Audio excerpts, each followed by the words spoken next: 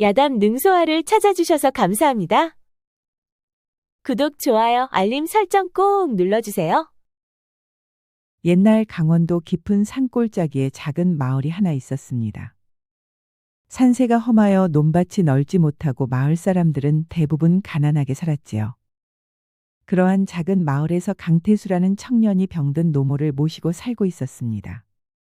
태수는 지주 김만석에게 땅을 빌려 소작농을 하며 어렵게 살아가고 있었지요. 그런데 어느 날 지주 김만석이 태수를 불러들였습니다. 김만석은 마을에서 가장 큰 기와집에 살며 온갖 횡포를 부리는 자였지요. 태수가 도착하니 김만석이 사랑채 마루에 떡하니 앉아 담뱃대를 물고 있었습니다. 이놈 강태수야, 내 녀석 요즘 농사일을 게을리한다는 소문이 자자하더구나. 진사 어른 무슨 말씀이십니까? 저는 하루도 쉬지 않고 열심히 일하고 있습니다. 닥쳐라 이놈아, 내 눈에도 내 놈이 게으름 피우는 게 다 보인단 말이다. 태수는 억울했으나 꾹 참고 고개를 숙였습니다. 그래서 말인데 올해부터 내 놈 소작은 끝이다. 오늘 당장 내 땅에서 손을 떼거라. 예, 진사 어른 그게 무슨 말씀이십니까? 저희 어머니가 병환 중이신데 어찌 그러십니까? 그게 나와 무슨 상관이냐? 내 어미가 병들건 말건 내 알바 아니다. 갑작스런 김만석의 결정에 태수는 크게 놀랐습니다.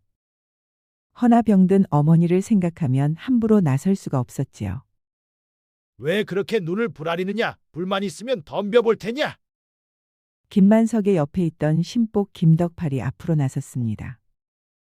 이놈이 진사어른께 눈을 부라려? 당장 혼주를 내줄까? 아니 됐소.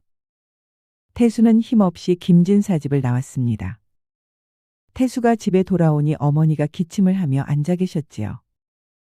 태수야, 무슨 일이 있었느냐? 얼굴이 왜 그리 어둡냐? 아닙니다 어머니, 아무 일도 없습니다. 에휴, 이 어미가 병만 없었어도 내가 이 고생을 안 할 텐데. 어머니만 건강해지시면 저는 괜찮습니다. 태수는 애써 웃음을 지어 보였습니다.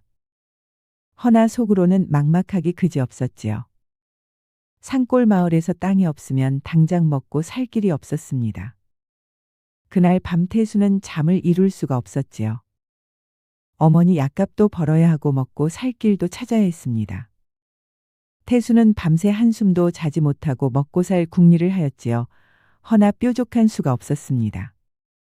며칠 후부터 태수의 집은 끼니조차 있기가 어려워졌습니다.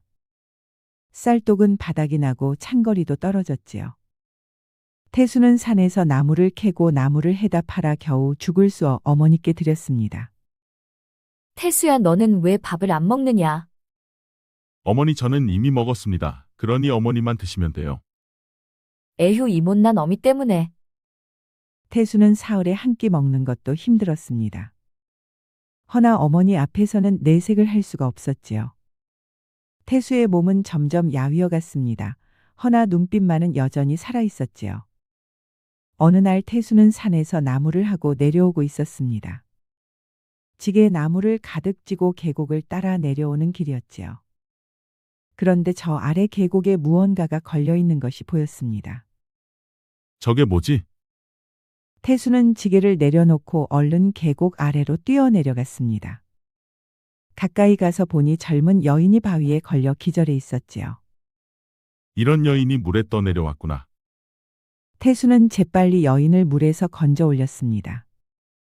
여인은 온몸이 젖어 있고 얼굴은 창백해 보였지요. 태수가 여인의 숨을 확인해 보니 다행히 숨은 붙어 있었습니다. 이보시오, 정신 좀 차려보시오. 아무리 흔들어 보아도 여인은 의식이 없었습니다. 일단 집으로라도 데려가야겠다. 태수는 여인을 조심스럽게 등에 업었습니다. 지게는 그 자리에 두고 서둘러 집으로 향했지요. 태수는 여인을 작은 방에 눕히고 어머니를 불렀습니다. 아니, 이게 누구냐? 어머니 계곡에서 물에 빠진 여인을 건져왔어요. 어머나 불쌍하기도 하지. 어서 마른 옷을 갈아입혀야겠구나? 어머니는 병든 몸을 이끌고 여인의 젖은 옷을 갈아입혀 주었습니다. 태수는 밖에서 기다리며 안을 살폈지요. 태수야, 이 아이 열이 심하구나. 약을 지어야겠다. 예 어머니, 제가 당장 약재를 구해오겠습니다. 태수는 산으로 뛰어가 약초를 캐왔습니다. 그리고 직접 약을 다려주었지요. 태수와 어머니는 밤새 여인을 간호했습니다. 이틀이 지나고 사흘이 지났지요.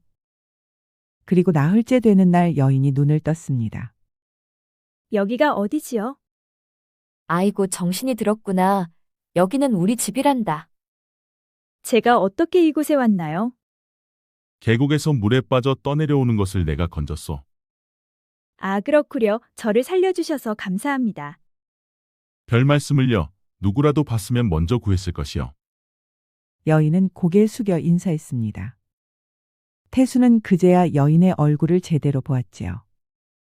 단아하고 고운 얼굴에 영리해 보이는 눈매가 무척 인상적이었습니다. 그리고 며칠이 지나 건강을 회복한 여인은 마당으로 나왔습니다. 그러자 마당 한켠에서 태수가 장작을 패고 있었지요. 저기요. 아, 일어나셨소. 몸은 좀 괜찮으시오? 덕분에 많이 좋아졌습니다. 서영은 태수가 장작 패는 모습을 가만히 지켜보았습니다. 그런데 그의 장작 패는 솜씨가 예사롭지가 않았지요. 도끼질 한 번에 장작이 두 동강이 났습니다. 저 그런데 아직 이름도 여쭙지 못했네요. 아, 나는 강태수라 하오. 그쪽 이름은 무엇이요? 저는 서영이라고 합니다. 서영, 그런데 어찌하여 물에 빠졌소? 서영은 잠시 말을 멈추고 고개를 숙였습니다. 무언가 말하기 어려운 사정이 있는 듯 했지요. 말하기 곤란하면 안 해도 돼요. 그저 몸이나 나아지면 어서 집으로 돌아가시오. 고맙습니다. 태수는 서영에게 더 이상 묻지 않았습니다. 서영은 그런 태수가 고맙기도 했지요. 그날 밤 서영은 어머니와 이야기를 나누었습니다. 강씨 부인은 기침을 하며 힘겹게 말씀하셨지요. 서영이 내가 어디서 왔는지 묻지는 않으마. 허나 갈 곳이 없으면 여기서 지내거라. 감사합니다, 어머님. 대신 제가 무슨 일이라도 해서 도움이 되겠습니다. 헌데 보다시피 우리 집이 너무 가난해서 먹을 것도 없구나. 그것은 걱정 마셔요, 어머니. 저를 거두어 주신 것만도 감사하게 생각해요. 서영은 이 집의 사정을 익히 알고 있었습니다. 땅을 빼앗기고 끼니도 제대로 잊지 못한다는 것을 알고 있었지요. 다음 날 태수가 나무하러 갈 때 서영도 그의 뒤를 따라갔습니다. 산에서 약초라도 찾아볼 생각이었지요. 그렇게 한참을 가다 보니 서영의 눈에 약초가 띄었습니다. 약초를 발견한 서영의 눈이 왕방울만하게 커졌지요. 저기 찾았소. 저 약초가 무엇인지 아시오? 글쎄요, 내 눈엔 그저 풀로만 보이요. 적건 녹용초라는 약초입니다. 뿌리가 녹용을 닮았다 해서 그렇게 부르지요. 한양에서는 아주 비싸게 팔린답니다. 아, 그렇소? 예, 저것을 캐서 장에 내다 팔면 돈이 된답니다. 그 순간 태수는 서영을 바라보았습니다. 그녀가 어찌 이런 것을 다 아는 것인지 그저 신기하기만 했지요. 태수는 서영이 알려준 대로 약초를 캐서 장에 내다 팔았습니다. 과연 서영의 말대로 약초는 비싼 값에 팔렸지요. 그는 단 하루 만에 2냥이나 되는 큰 돈을 손에 쥐었습니다. 이렇게 많은 돈을 받다니 서영 참으로 고맙소. 별 말씀을요. 이 돈으로 어머님 드릴 약도 사고 곡식을 사면 좋겠어요. 아, 알겠소. 태수는 당장 약방으로 달려가 어머니 약을 지었습니다. 그동안 약이 없어 고생만 하시던 어머니께 드디어 약을 드릴 수 있게 되었지요. 두 사람은 곧장 집으로 달려와 약재를 다려 어머님께 드렸습니다. 아니, 태수야. 이 약재를 다 어디서 구했느냐? 어머니 서영 낭자가 돈 되는 약재를 알려주었습니다. 이제는 어머니 약재도 곡식도 걱정하지 않아도 돼요, 어머니. 아이고, 그러느냐. 참으로 고맙구나. 어머니는 서영의 손을 잡고 눈물을 흘렸습니다. 그날 저녁 마당에서 태수가 서영에게 말했지요. 서영 낭자 정말 고맙소. 덕분에 어머니 약을 지어드릴 수 있어 참으로 기쁘오. 천만에요. 제 목숨을 살려주신 은혜에 비하면 아무것도 아니지요. 그런데 낭자는 어찌 그런 것을 다 알고 계시오? 그냥 어릴 때 어깨너머로 배웠습니다. 그런데 서영은 자신에 관한 자세한 이야기는 피했지요. 그래서 태수는 더 이상 묻지 않았습니다. 알겠소. 더 묻지는 않으리다. 두 사람은 마당에 있는 평상에 앉아 저물어가는 저녁 노을을 바라보았습니다. 괴롭고 막막했던 두 사람에게 한없는 평화가 찾아왔지요. 그 후로 서영은 태수에게 여러 가지 약재를 알려주었습니다. 어떤 약재가 비싼지 어떤 산나물이 잘 팔리는지 자세히 알려주었지요. 태수는 서영이 알려준 대로 약재와 나무를 캐다 장에 팔았습니다. 깊은 산중이라 캐는 사람이 없어 양은 충분했지요. 그러다 보니 태순의 형편은 금세 좋아졌습니다. 어머니도 건강을 많이 회복했지요. 그러자 어느 날 어머니가 태수를 불러 물어보았지요. 얘 태수야, 너 서영이를 어떻게 생각하느냐? 예, 무슨 말씀이십니까, 어머니? 서영이는 참 좋은 아이다. 내 짝이 되면 좋겠구나. 어머니 무슨 말씀을 그렇게 하세요? 서영랑자는 저 같은 사람과 어울리지 않습니다. 왜 그렇게 생각하느냐? 서영랑자는 분명 신분이 높은 집안의 사람입니다. 저같이 천한 소장농과는 다르지요. 에휴 이놈아, 사람 좋으면 그만이지 신분이 무슨 대수냐? 태수는 대답을 하지 못하고 고개를 푹 숙였습니다. 그러던 어느 날이었습니다. 태수와 서영이 장에서 돌아오고 있었지요. 그런데 장터 입구에서 지주 김만석이 그들을 보았습니다. 그러자 서영을 본 김만석의 눈이 번뜩였지요. 아니 저 여인은 누구냐? 예, 진사어른, 저 여인은 강태수 집에 얹혀 사는 계집입니다. 아니 저런 절색이 저 가난뱅이 집에 있었단 말이냐? 김만석은 서영을 탐욕스러운 눈으로 바라보았습니다. 김만석은 음흉한 미소를 지으며 서영의 뒷모습을 끝까지 바라보았지요. 집으로 돌아간 김만석은 그날 밤 사랑채에서 김덕파를 불렀습니다. 덕파라, 오늘 본 그 여인 말이다. 예, 진사어른, 저 여인을 내가 차지해야겠다. 방법을 강구해 보거라. 허나 진사어른, 저 여인은 이미 강태수가 데리고 있지 않습니까요? 그 가난뱅이 녀석이 무슨 상관이냐? 어디 방법이 없겠느냐? 방법이야 만들면 되지 않겠습니까요? 강태수 그놈을 멀리 보내고 그 사이에 여인을 보쌈하면 되겠습니다요. 오 그래, 그거 좋은 생각이다. 당장 그리 하거라. 김만석은 탐욕스러운 웃음을 지었습니다. 그는 서영을 손에 넣을 생각에 입맛을 다셨지요. 다음 날 김덕팔이 태수를 찾아왔습니다. 태수야, 진사어른께서 너를 부르신다. 무슨 일입니까? 멀리 두 고개 넘어 있는 고을에 심부름 갈 사람이 필요하시단다. 가서 물건을 받아오면 품삯으로 연량을 주시겠다더라. 태수는 의심이 들었습니다. 땅을 빼앗아간 김만석이 갑자기 일을 주다니 이상했지요. 아니 왜 갑자기 내게 일을 주는 거요? 그야 내가 발이 빠르다고 소문이 나서 그런 게 아니겠느냐? 태수는 잠시 고민이 되었습니다. 연량이 필요한 것은 사실이었지요. 알겠소. 내 다녀오리다. 좋다. 그럼 내일 아침 일찍 떠나거라. 좋기 3일은 걸릴 것이다. 김덕팔은 음흉한 미소를 짓고 돌아갔습니다. 그리고 다음 날 아침 일찍 태수는 길을 떠났지요. 태수가 떠나고 다음 날 아침 서영이 마당에서 빨래를 널고 있었습니다. 그런데 그때 갑자기 담장 너머로 사내들이 넘어들어왔지요. 누구세요? 입 다무시오. 진사어른께서 데려오라 하셨소. 싫어요. 이건 옷이요. 사내들이 서영을 붙잡고 입을 틀어 막았습니다. 그리고 하얀 보자기로 서영을 꽁꽁 싸맸지요. 그리고 순식간에 그들은 태수의 집에서 사라졌습니다. 그때 어머니가 밖으로 나와 보았지만 밖에는 아무도 없었습니다. 아니 분명 덕팔이 놈 목소리가 들렸는데 서영이가 없어졌구나. 어머니는 서영이 걱정되었습니다. 덕파리 놈이 서영을 잡아간 게 확실해 보였지요. 허나 어머니는 연약한 몸으로 어떻게 할 수 있는 방법이 하나도 없었습니다. 그저 태수가 돌아올 때까지 기다릴 수밖에 없었지요. 한편 태수는 김덕팔이 말한 고을에 도착했는데 그가 말한 사람은 없었습니다. 이상하다. 분명 여기서 물건을 받아오라 했는데. 태수는 주막을 찾아가 주인에게 물어보았습니다. 주인장 혹시 김만석 진사댁에 보낼 물건이 있어? 김만석이라 글쎄 그런 물건은 없소이다. 그럼 김만석 진사가 보낸 전갈도 없어? 그런 것도 아예 없어? 그 순간 태수는 불안한 생각이 들었습니다. 김진사는 무엇 때문에 나를 속이고 이곳으로 보냈을까? 태수는 꺼림직한 마음으로 집으로 향했습니다.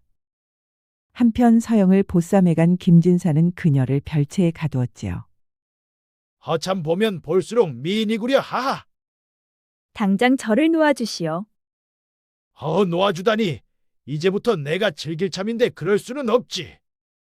제발 좀 보내주시오. 왜 이렇게 서두르시오? 그 가난뱅이보다 내가 더 낫지 않소? 내 곁에 있으면 호의호식 할 수 있소. 그럴 바에 혀 깨물고 죽을 것이오. 죽기는 얼마 지나면 마음이 바뀔 것이오. 김만석은 음흉하게 웃으며 밖으로 나갔습니다. 서영은 눈물을 흘리며 태수를 생각했지요. 지금 어디 계시오, 태수도령. 너무 무섭소.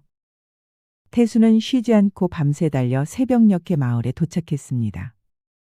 그러자 어머니가 걱정스런 눈빛으로 태수를 보며 말했지요. 태수야, 덕파리 놈이 서영이를 잡아갔단다. 그 말에 태수는 가슴에 분노가 끓어올랐습니다. 어머니 너무 걱정 마세요. 제가 꼭 구해오겠습니다. 허나 김진사 집에는 장정들이 많으니 조심해야 한다. 알겠어요, 어머니. 너무 걱정 마셔요. 태수는 어머니를 안심시키고 집을 나왔습니다. 그리고 마을에서 둘도 없는 친구 석구를 찾아갔지요. 아니 태수야, 이런 아침부터 무슨 일이야? 덕파리 놈이 김진사의 명으로 서영낭자를 납치해갔다.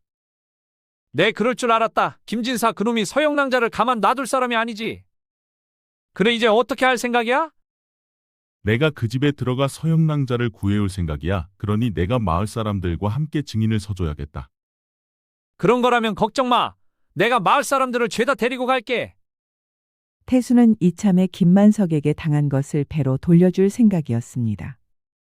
그리하여 마을 사람들을 모두 증인으로 세울 생각이었지요.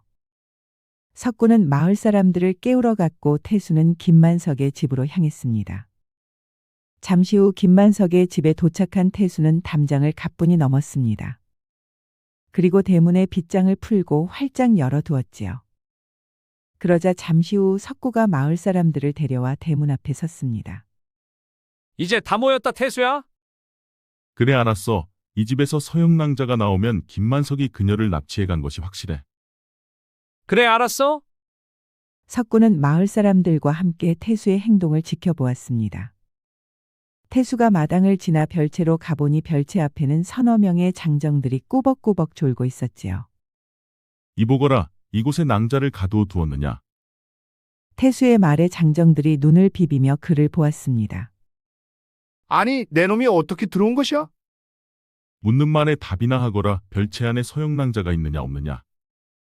이놈이 겁도 없이 얘가 어디라고 들어온 것이냐? 여봐라, 이놈의 팔다리를 붙들거라. 덕팔의 명에 나머지 2명의 장정이 태수에게 달려들었습니다. 아니 그런데 이게 뭔 일이랍니까? 눈 깜짝할 사이에 2명의 장정이 꼬꾸라지고 말았지요. 아니, 이놈이 어디서 산삼뿌리라도 캐먹었나? 덕팔이 주먹을 휘두르며 태수에게 달려들었습니다. 그러자 태수는 나비처럼 부드럽게 덕팔의 주먹을 피하며 그의 옆구리를 가격했지요. 그런데 딱 한 방에 덕팔의 갈비뼈가 부지직 부러지고 말았습니다. 그러자 그도 그 자리에 덥석 주저앉고 말았지요. 밖이 소란스럽자 김만석이 밖으로 나와 보았습니다. 그리고 그는 두 눈이 휘둥그레져 있었지요. 아니, 내 놈이 지금 내 집에 와서 웬 행패를 부리는 것이냐? 당신이 서영낭자를 납치해갔소? 무슨 소리냐, 이놈? 내 놈이 지금 죽을 자리를 파고 있구나, 이놈. 당신이 죽을지 내가 죽을지는 저 별채의 빗장을 열어보면 알 것이요. 아니, 이놈이 지금 여기가 어디라고 와서 행패를 부리는 것이야? 그런데 그때 석구가 데려온 아전과 포졸들이 이를 지켜보다 앞으로 나와 말했습니다. 그들의 뒤에는 마을 사람들이 모두 지켜보고 있었지요. 이보시오, 김진사. 저 별채의 빗장을 열어보시오. 아니, 김하전, 이곳에 뭐가 있다고 그러시오? 아무것도 없소이다. 있고 없고는 내 두 눈으로 확인할 것이니 당장 열지 않으면 문을 부수고 들어갈 것이외다. 김만석은 그 자리에 주저앉았습니다. 그러자 아전이 포졸들을 시켜 문을 부수라 명했지요. 여봐라. 저 문을 당장 부수거라. 포졸들이 별채의 빗장을 부수고 방문을 열어보았습니다. 그러자 입에 재갈이 물리고 손발이 꽁꽁 묶인 여인이 있었지요. 여봐라. 저 여인을 풀어주고 김진사와 그의 노비들을 모두 포박하라. 태수는 얼른 달려가 꽁꽁 묶인 서영을 풀어주었습니다. 고생이 많으시었소. 너무 무서웠습니다. 태수는 서영을 꼭 안았습니다. 그러자 마을 사람들 입에서 탄성이 흘러나왔지요. 저 천벌을 받을 놈 같으니라고 땅 좀 있다고 저리 해도 된단 말인가? 하이고 저런. 지금이 어느 시상인데 사람을 다 납치한데 쯧쯧. 그러게 마을에서 힘 좀 있다고 나라법을 무시하면 되나? 마을 사람들은 끌려가는 김만석과 그의 노비들을 보면서 한마디씩 내뱉었지요. 태수는 서영 낭자를 데리고 집으로 돌아왔습니다. 그러자 어머니가 버선발로 달려나왔지요. 아이고 아가 서영아, 어디 다친 곳은 없느냐? 네, 어머니 저는 괜찮습니다. 어머니는 서영을 꼭 안았습니다. 그녀의 눈에는 눈물이 흘렀지요. 내가 잡혀가고 얼마나 걱정했는지 모른다 얘야. 죄송해요, 어머니 걱정 끼쳐드려서. 아니다, 내가 죄송할 건 없느니라 다 못된 저놈들 때문이지. 서영의 눈에서도 눈물이 흘렀습니다. 어머니의 사랑이 가슴 깊이 느껴졌지요. 그 후로 어머니와 서영은 마치 친어머니와 친딸 같았습니다. 그렇게 태수의 집에는 다시 평온한 나날이 찾아왔지요. 며칠 후 태수와 서영은 뒷산 언덕에 앉아 지는 저녁 노을을 바라보았습니다. 붉게 물들어가는 서산이 참으로 아름다웠지요. 서영은 잠시 망설이다가 작심한 듯 태수를 보며 말했습니다. 우리 혼인할래요? 그 말에 태수의 눈이 휘둥그레졌습니다. 아니 정말이요? 나같이 보잘것없는 사람과 혼인하면 고생만 할 것이요. 태수도 서영을 마음에 두고 있었습니다. 헌데 뜻밖의 혼인을 하자고 하니 크게 놀랐지요. 설령 고생한다 해도 태수님과 함께라면 기꺼이 하겠어요. 태수는 놀란 눈으로 서영을 바라보았습니다. 그녀는 무척 진지한 얼굴이었지요. 저는 당신이 아니었으면 이미 이 세상 사람이 아니어요. 그러니 당신은 제게 운명의 남자예요. 태수는 조용히 그녀의 손을 잡았습니다. 날 좋게 생각해줘서 참으로 고맙소. 사실 나도 그대를 사랑했어. 두 사람은 저녁 노을이 붉게 물든 언덕에서 서로에게 기대어 앉았습니다. 그리고 그날 두 사람은 혼인을 약속했지요. 그날 저녁 두 사람은 어머니에게 혼인 약속한 것을 말씀드렸습니다. 오 그래, 너희 둘이 마음이 통했구나. 정말 잘했다 잘했어. 어머니 저희가 혼례를 올려도 되겠는지요? 아 그야 당연하지. 서영이만한 며느리가 어디 있겠느냐. 어머님 감사합니다. 허나 서영아, 내 부모님께도 허락을 먼저 받아야 하지 않겠느냐? 서영은 잠시 말을 멈추었습니다. 어머님 저희 부모님은 나중에 찾아뵙겠습니다. 지금은 저희끼리만 혼례를 올리고 싶어요. 그래도 정말 괜찮겠느냐? 예, 어머님, 제가 책임지겠습니다. 그래, 내 뜻이 그렇다면 그리하거라. 태수와 서영은 어머니 앞에서 두 손을 맞잡고 백년가약을 맺었습니다. 비록 초라한 혼인이었으나 두 사람의 마음은 그 어떤 혼인보다 진실되었지요.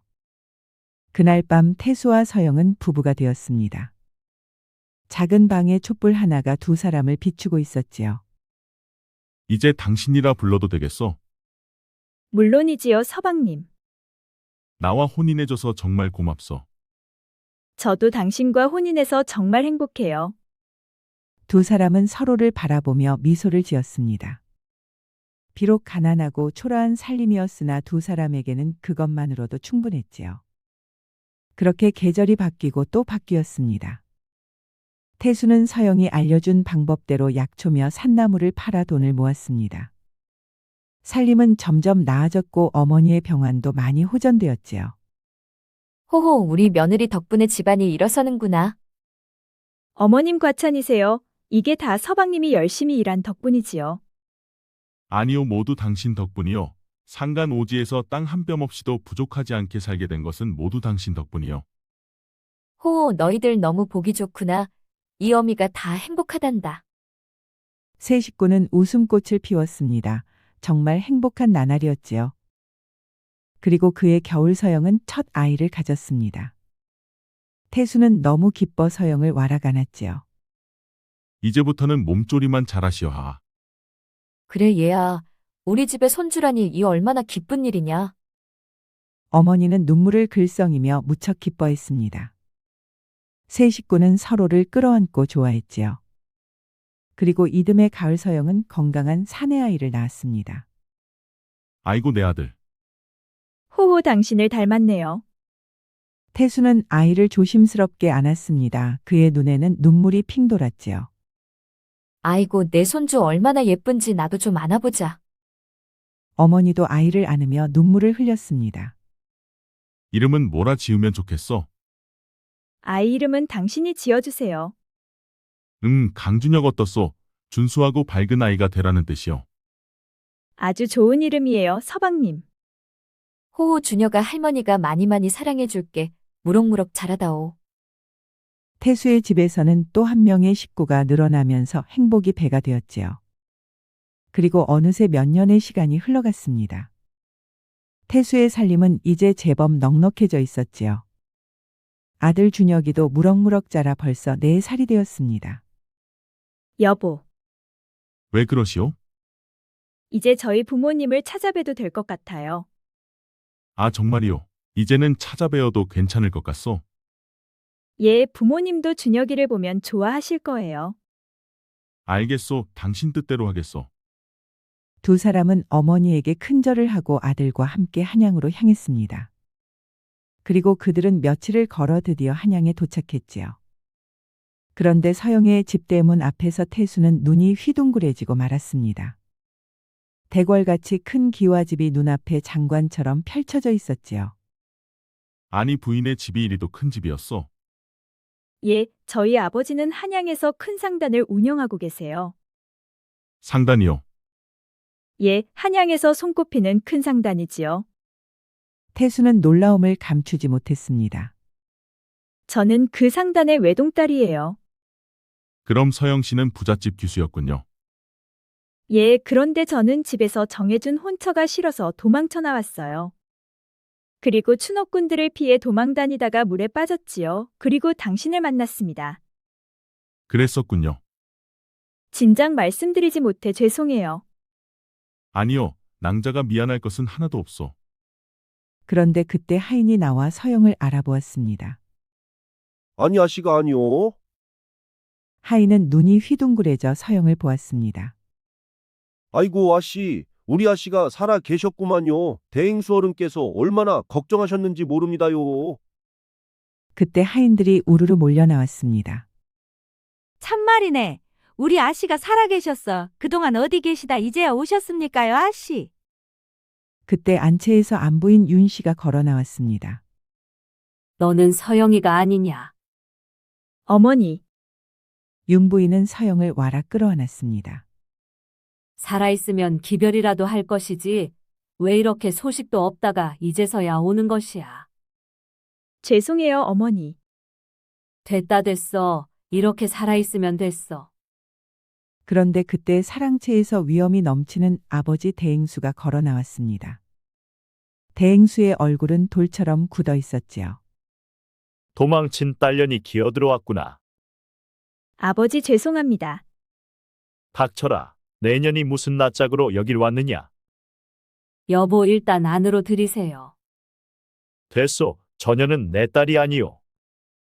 그때 태수가 대행수 앞으로 나섰습니다. 장인어른 처음 뵙겠습니다. 강태수라고 합니다. 뭐, 장인어른. 내 놈이 감히 누구에게 장인이라 부르는 것이냐. 저는 따님과 혼인의 아들을 두었습니다. 무엇이라. 대행수가 눈을 부릅떴습니다. 2년이 혼인을 했다고 내 허락도 없이.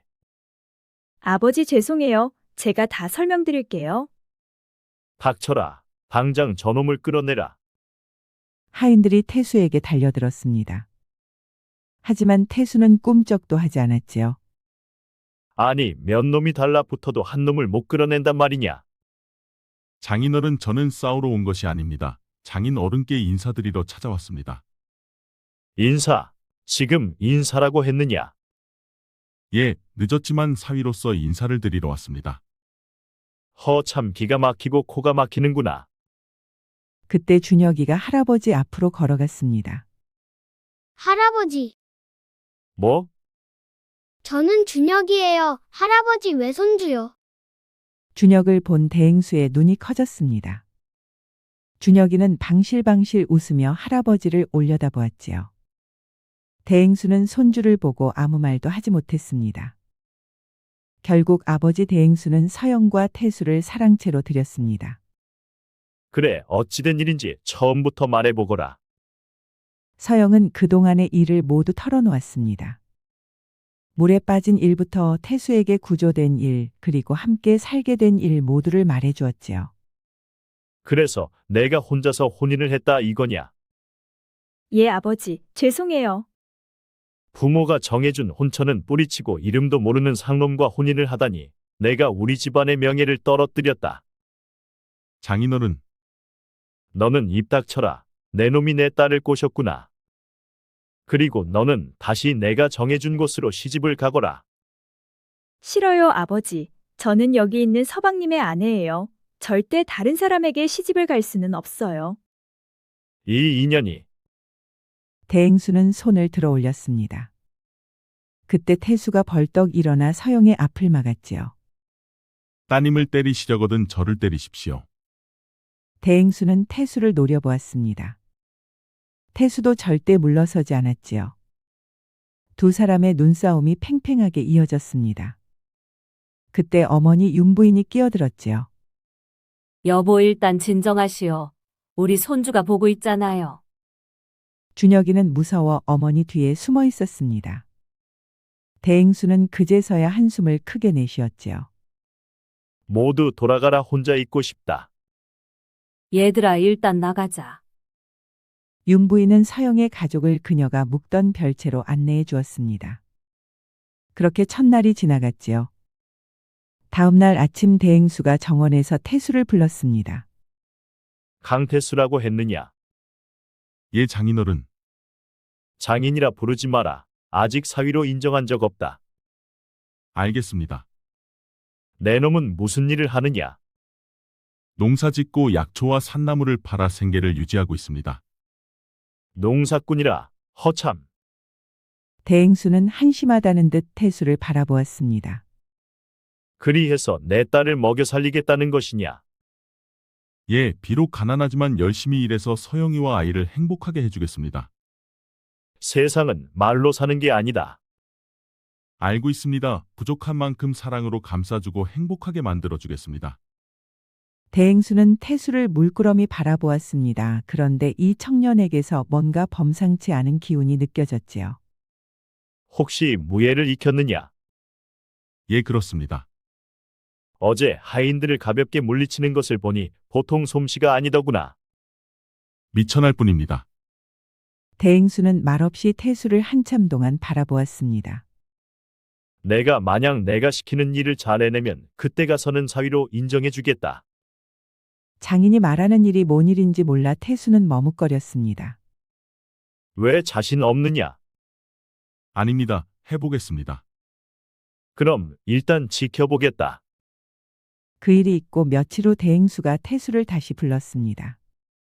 몇 년 전부터 박씨 상단이 우리를 쓰러뜨리려고 온갖 술수를 부리고 있다. 그로 인해 지금 우리 상단은 위기에 직면해 있지. 현재 우리에게 가장 큰 문제는 지방에서 올라오는 물건들이 자꾸 산적들에게 털리고 있다. 산적들이요? 그렇다. 충청도와 경상도에서 올라오는 물건들을 번번이 산적들에게 빼앗기고 있다. 그 산적들이 하필 우리 상단 집만 노리는 것을 보니 박씨 상단과 짜고 치는 것 같다는 생각도 든다. 그래서 물건이 들어오지 않는 것입니까? 그렇다. 물건이 없으니 장사를 할 수가 없고 그러다 보니 거래처들이 하나둘 떠나가고 있다. 그 산적들의 수는 몇 명이나 되는지 아십니까?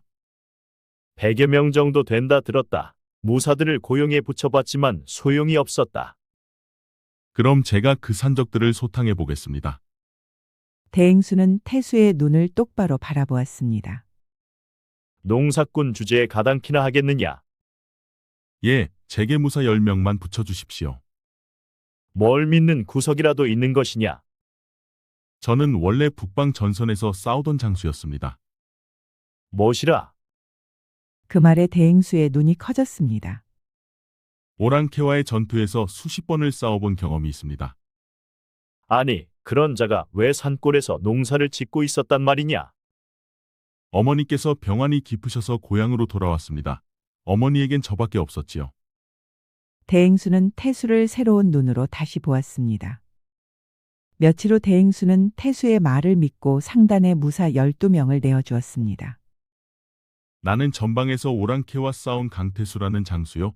나와 겨뤄볼 사람이 있으면 앞으로 나와보시오. 무사들은 태수를 의심스러운 눈으로 바라보았습니다. 허, 그 말을 어찌 믿을 수 있겠소?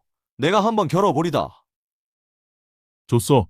허나 한 번에 여러 명이 덤벼도 좋으니 더 덤벼볼 사람이 있으면 모두 나와보시오. 좋소. 나도 겨뤄보겠소. 무사들 중 4명이 한꺼번에 나섰습니다. 우릴 감당하긴 힘들 것이오. 그러니 일찌감치 포기하시오. 자, 준비들 되었으면 덤벼보시오. 4명의 무사들은 목검을 들었습니다. 태수도 목검을 들었지요. 그리고 그들의 겨루기가 시작되었습니다. 그런데 이게 뭔 일이랍니까? 눈 깜짝할 사이에 4명의 무사들이 모두 쓰러져 있었지요. 태수의 검술은 마치 정광석화처럼 무척 빨랐습니다. 인정하겠소. 이런 검술은 생전 처음이오. 앞으로 형님으로 모실 테니 검술 좀 가르쳐 주시오. 그렇게 12명의 무사들은 태수 앞에 고개를 숙였습니다.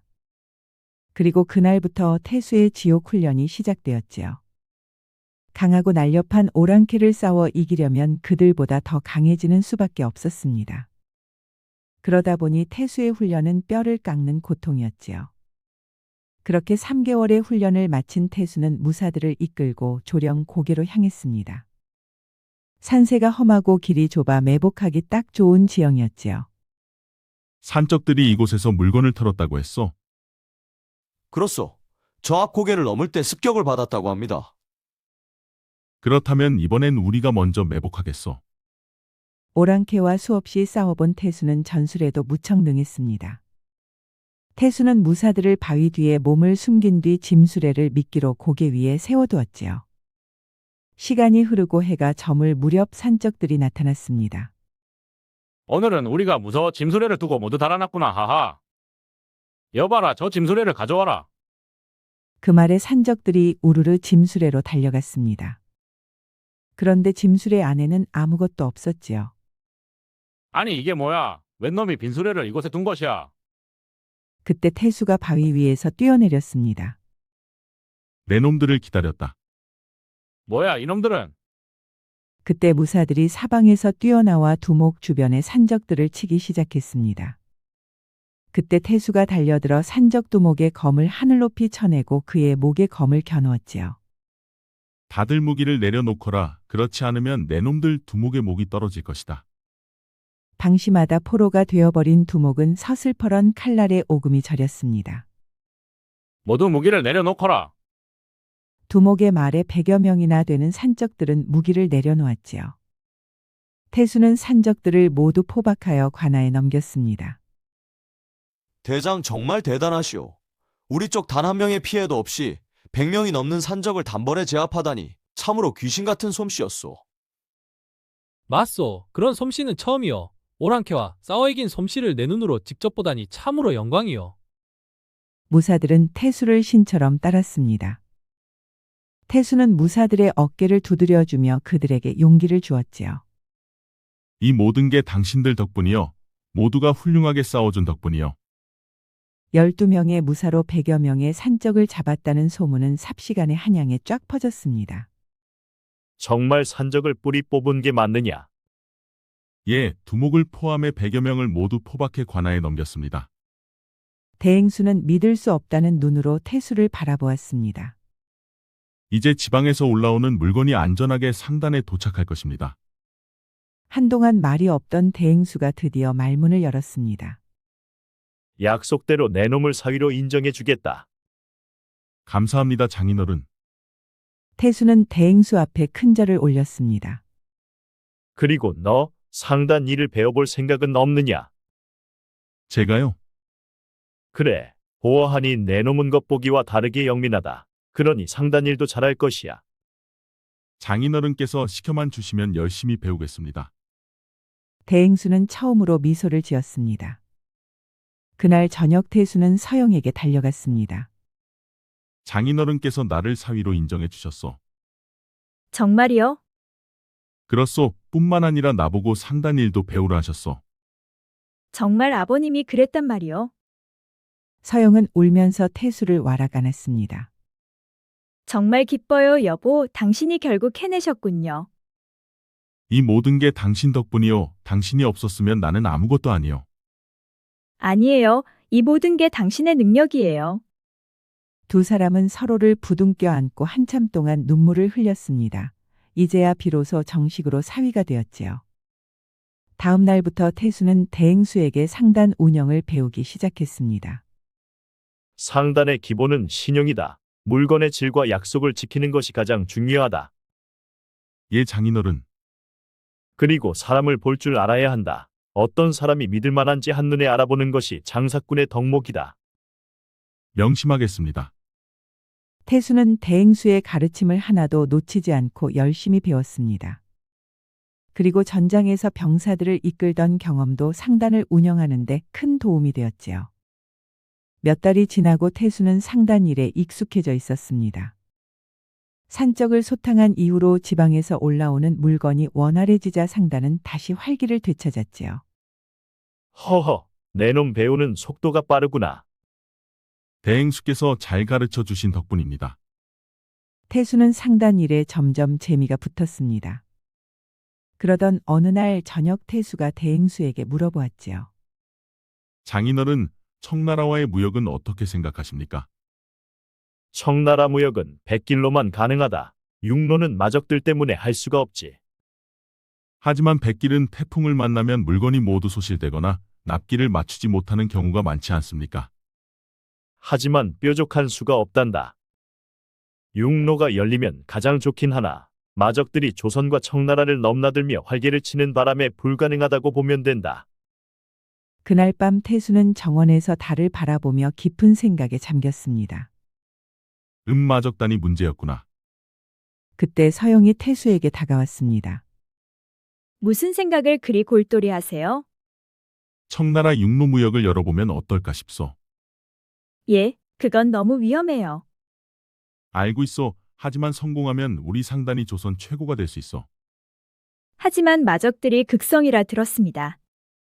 잘하면 방법이 있을 것 같소. 태수는 서영의 손을 꼭 잡았습니다.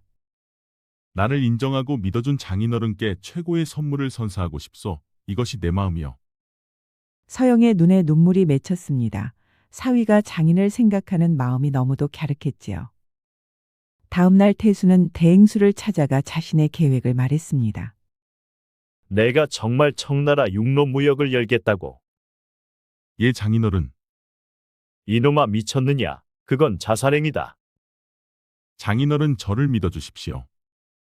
내가 아무리 무예가 뛰어나도 수백 명의 마적을 상대할 수는 없다. 그들은 산적들과는 질이 다르니라. 북방 전선에서 함께 싸웠던 동료들이 아직 군에 있습니다. 그들의 도움을 받을 것이옵니다. 대행수는 한참 동안 태수를 바라보았습니다. 정말 할 수 있겠느냐? 예, 반드시 성공하겠습니다. 보름 후 태수는 무사 20명과 짐수레 10대를 이끌고 의주로 향했습니다. 짐수레에는 청나라의 팔 비단과 인삼이 가득 실려 있었지요. 대장, 정말 괜찮겠소? 걱정 마시오. 내게 계획이 있어. 며칠을 걸어 태수 일행은 의주에 도착했습니다. 의주에 도착한 태수는 먼저 옛 동료를 찾아갔지요. 박형.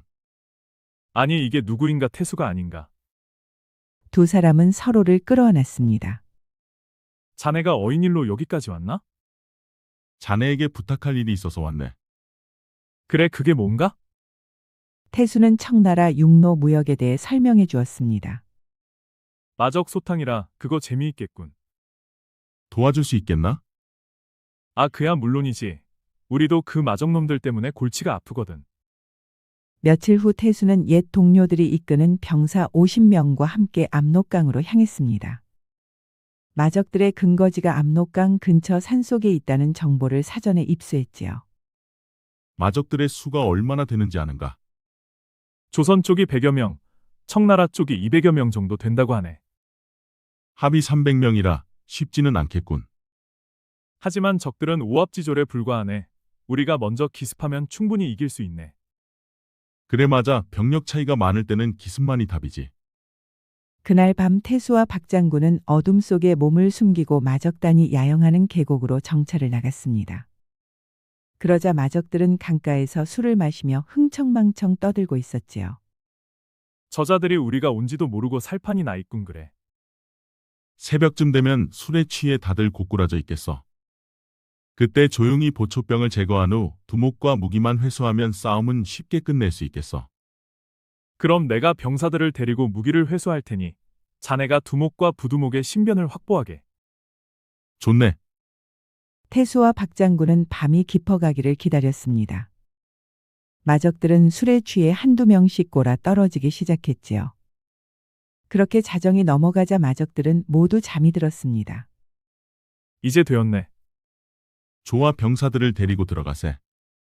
두 사람은 각자 데려온 병사들을 나누어 침투를 시작했습니다. 졸고 있는 보초병을 제거하고 박장군은 잠들어 있는 마적들의 무기를 회수했지요. 그 사이 태수는 두 개 조직으로 나누어 두목과 부두목의 막사로 들어갔습니다. 그리고 순식간에 둘 다 신변을 확보했지요. 그렇게 태수와 박장군은 마적단마저도 한순간에 제압해버렸습니다. 그리고 박장군은 마적들을 모두 꽁꽁 묶어 군영으로 끌고 갔지요. 수고했네. 다음에 또 보세나. 매년 이 길을 다닐 것이니 또 볼 수 있을 것이네 하하. 마적을 소탕한 태수는 의주를 거쳐 청나라로 가는 첫 무역을 시작했습니다. 짐수레에 실린 비단과 인삼은 청나라에서 비싼 값에 모두 팔렸지요. 그리고 태수는 청나라 비단과 약재를 싣고 반년 만에 조선으로 돌아왔습니다. 정말 청나라 육로를 열은 것이냐? 예 장인어른, 이것이 이번 무역으로 남긴 이문입니다. 태수가 내민 장부를 본 대행수의 눈이 커졌습니다. 한 번 무역으로 이문이 크게 남았구나. 예, 육로 무역은 백길보다 납기를 맞출 수 있어 훨씬 용이합니다. 내가 이제 보니 큰 보물이었구나. 대행수는 크게 웃었습니다. 이제는 사위를 넘어 상단의 후계자로도 손색이 없을 정도였지요. 그 후로 태수의 청나라 육로 무역은 계속되었습니다. 아무도 못했던 길을 개척한 덕분에 독점적인 이익을 계속 얻을 수가 있었지요. 그렇게 3년이 흐른 어느 날 장인어른 대행수가 태수를 불렀습니다. 이제 우리 상단이 조선에서 제일 큰 상단이 되었다. 이게 다 내공이 크다. 아닙니다. 모두 장인어른께서 잘 이끌어주신 덕분입니다. 이제 나는 내게 상단의 운영을 물려주고 이만 쉬고 싶다. 그 말에 태수는 깜짝 놀랐습니다. 예, 그게 무슨 말씀이십니까? 이제부터 젊은 내가 상단을 이끌어야 더 크게 키울 수 있다. 이미 내겐 벅찬 상단이 되었다. 태수의 눈에는 눈물이 흘렀습니다. 사위로 인정받은 것만 해도 정말 큰일인데 이제는 조선 최고의 상단을 이끄는 대행수로 인정을 받은 것이지요. 그날 저녁 태수는 부인에게 달려갔습니다. 여보, 장인어른께서 상단을 내게 맡기셨소. 정말이요? 그렇소. 이제부터 내가 대행수가 되는 것이오. 서영은 태수를 와라 끌어안았습니다. 정말 자랑스러워요, 여보. 이 모두가 당신 덕분이요. 한낱 농사꾼인 나를 이곳까지 이끌어준 것은 당신이요. 아니에요. 당신이 정말 대단한 거예요. 두 사람은 서로를 부둥켜 안고 한참을 좋아했습니다. 오늘도 날씨가 화창하구나. 세월이 흘러 태수는 조선 최고의 상인이 되었습니다. 그의 상단은 청나라뿐 아니라 외국과도 무역을 하며 날로 번창했지요. 아니, 저기 가시는 분이 바로 그 유명한 강태수 대행수가 아니오. 맞소. 산적과 마적단을 쓸어버리고 청나라 육로 무역을 개척하신 분이요. 상인들은 태수를 무척이나 존경했습니다. 역대 그만큼 출중한 인물은 본 적이 없었지요. 태수가 시장을 지날 때면 사람들은 그에게 허리 숙여 인사를 했습니다.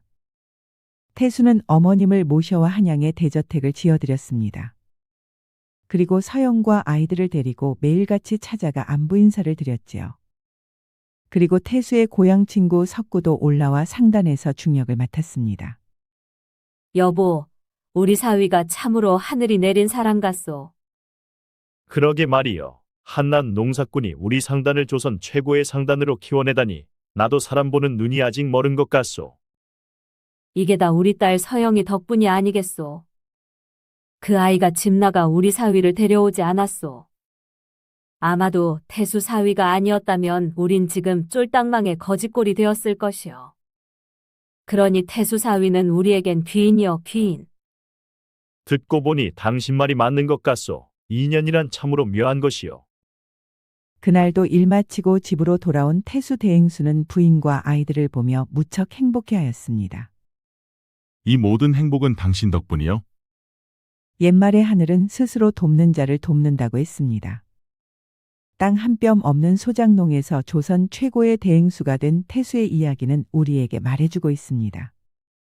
진정한 부귀영화란 타고난 신분이나 물려받은 재산에서 오는 것이 아니라 어려움 속에서도 꺾이지 않는 의지와 어머니를 향한 효심 그리고 사람을 아끼는 따뜻한 마음에서 비롯된다는 것을. 계곡에서 건진 인연이 백년해로가 되고 가난한 초가집에서의 사랑이 조선 최고의 상단을 일구었으니 세상에 헛된 선행은 없는 법이랍니다. 구독과 좋아요, 알림 설정 꼭 부탁드립니다. 우리 이야기가 재미있으셨나요? 다음 이야기도 재미있는 이야기가 많으니 다음 영상도 재미있게 봐주세요. 그럼 여러분 모두 오늘도 행복하고 즐거운 시간 되세요.